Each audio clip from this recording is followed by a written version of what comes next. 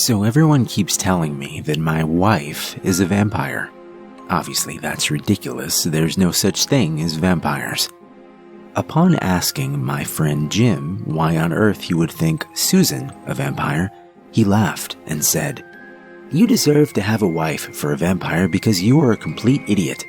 How could you not see the signs?" "What signs?" I asked him. "Dude, she never comes out during the day. Ever. She works night shift." "Okay, what about her not keeping any mirrors in her home?" "All women are just self-conscious, dude. Women hate mirrors." "Bro, remember when I put garlic on the uncooked steak she requested and it nearly killed her? Then the next day I found my terrier Jimbo dead in the basement." "Coincidence?" "He had 2 fang marks in his neck." "Probably a mountain lion." "Okay, yeah. And do mountain lions write notes and put them next to your dog after they kill them?" "I've never met a mountain lion." The note read, "That's for putting garlic on my steak. Signed, Susan." "Yeah, I don't recall you ever showing me that." "That's because after I read it once, it evaporated into a cloud of bats. They were in my basement for like 6 months, dude. I had to call an exterminator and a priest." "Should have just opened a window. And you know, I'm getting real tired of you accusing my wife, Susan, of being a vampire.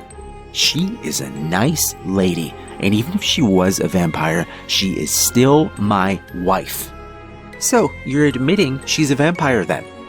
"No."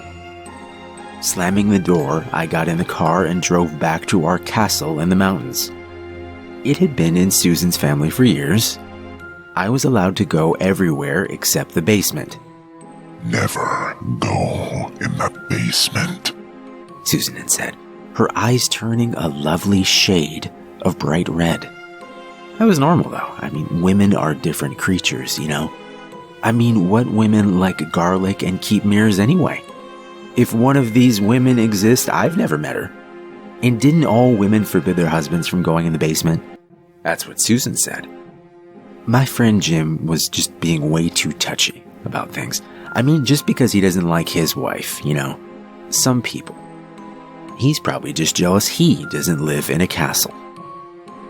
Pushing open the gate, I drove the car in and parked in the garage. The sound of screams could be heard coming from the basement. I thought of my beautiful wife, Susan. How she loved her alone time. Always watching horror movies in the basement.